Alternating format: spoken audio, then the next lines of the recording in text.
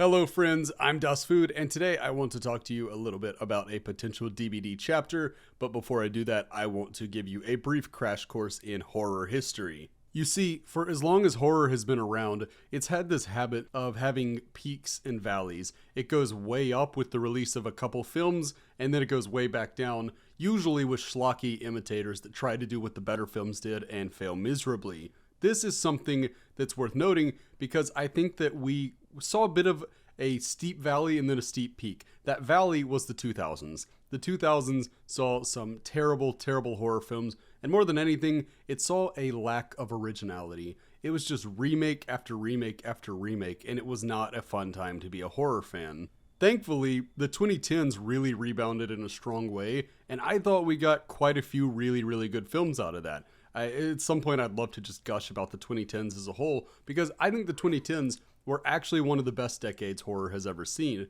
And out of all of the franchises that came out of the 2010s, I don't think you can really argue that the most influential is the Conjuring franchise. And look, before anybody says it, some people love this franchise, some people hate it. That's what happens when something gets this popular. However, it is beyond doubt. It is beyond speculation that the Conjuring franchise was very, very successful. If you look at their box office revenue, this was a massively successful franchise that, by the way, is still looking to go strong with The Nun 2 and The Crooked Man.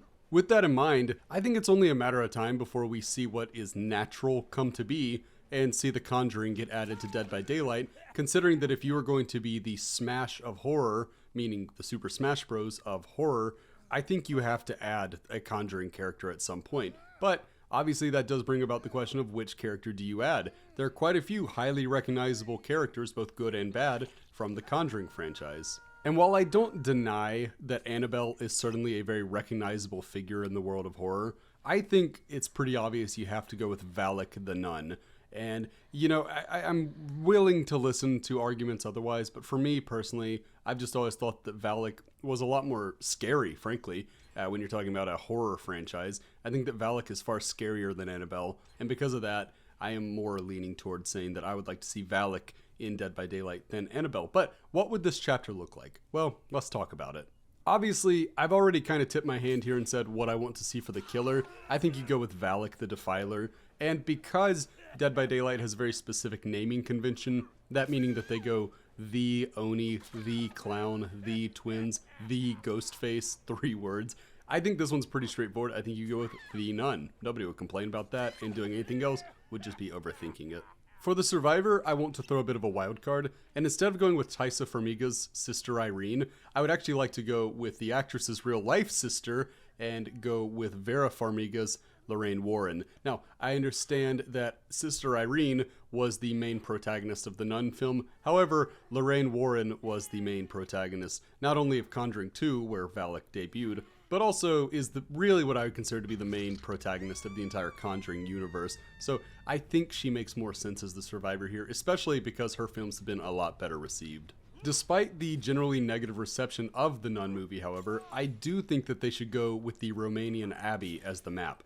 This is a beautiful location, and one that would lend itself to having a realm that is the Abbey, and then multiple maps set up within that realm, which is something we don't seem to get very often anymore, but it's kind of a shame because I used to like that with, when we'd get new maps and they'd come with multiple maps in one realm.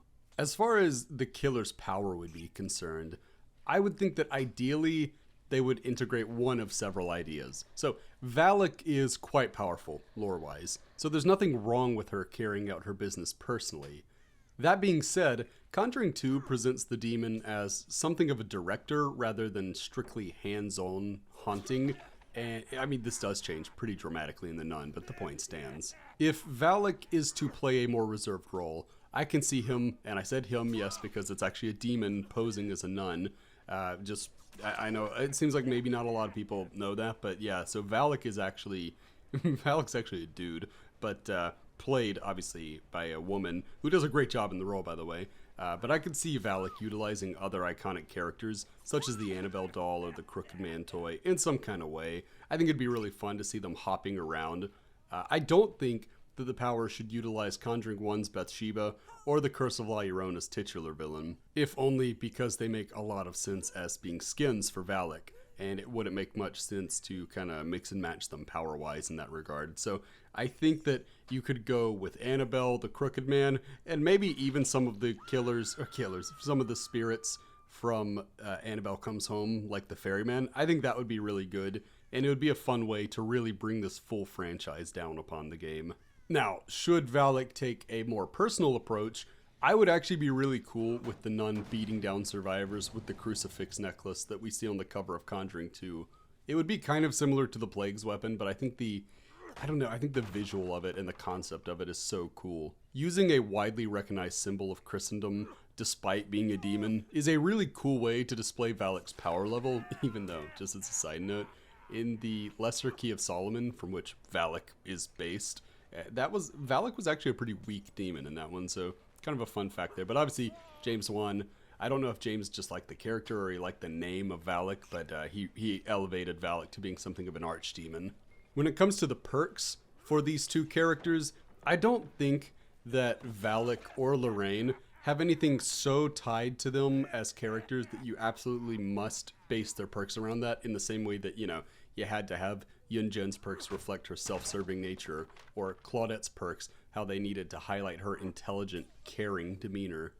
There is something to be said for Lorraine having some kind of telepathic type powers, so I think that would probably need to be featured in some kind of way. But really, I think the big thing would be that behavior just focuses on adding fun and healthy perks, and nobody will complain. Or at least fewer people will complain. I mean, it's Dead by Daylight. I need to know my audience here.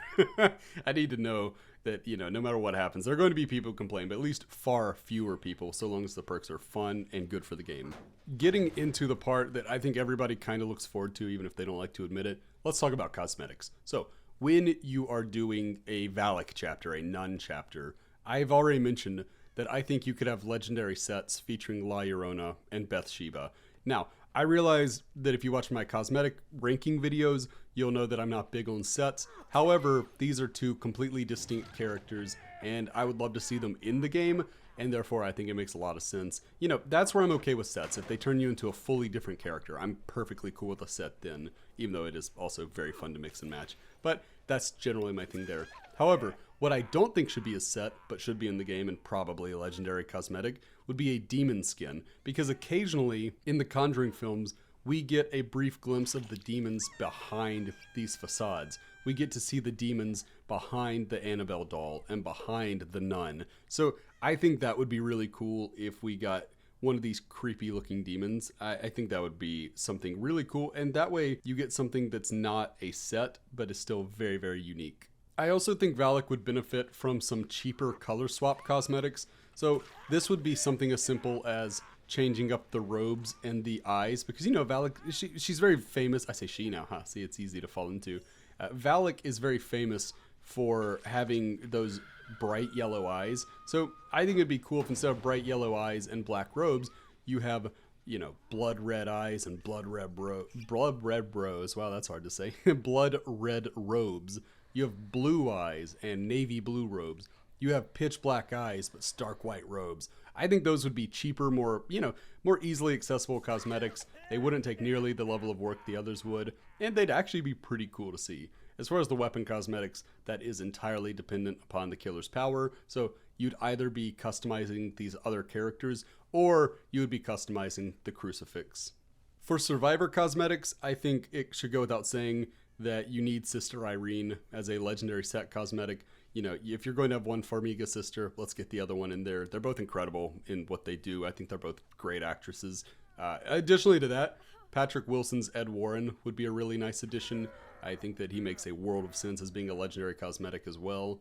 And then I think this would be cool. Look, you have a couple of different sets of clothing that Lorraine has worn throughout the franchise. Just, give her some more casual clothing.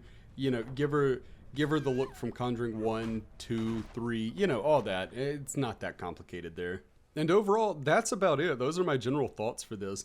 I just view this as a chapter that I'm not going to say needs to happen. Like, oh, the game is invalid without this chapter. However, I do think that this is certifiably the most important new franchise of the 2010s in terms of commercial impact. So I don't see a downside to adding this. There was obviously a bit of a false scare when we had what we thought was a leak that it was coming to the game, and instead we got the artist, which, ugh, my goodness. But, you know, I don't hate the artist. I just think compared to Valak, it was a bit of a letdown. But overall, I think this would be a really good chapter. But what do you think? Would you be interested in a Conjuring chapter? And if so, would you want it to be Valak? As always, I am eager to hear your thoughts down below, and make sure you tell me other chapters you might be interested in seeing, because, look, as long as DBD is around, we're going to have time to speculate about who might be added to the game, and I think this one makes a lot of sense. But that is going to do it for me. Until next time, I've been Das Food. Bye, friends. I've been dreaming on in my head like I've seen it. A life worth living is a life with meaning. I'll do what I love till my heart stops beating. I'm feeding this demon. Got a taste, can't erase bitterness in my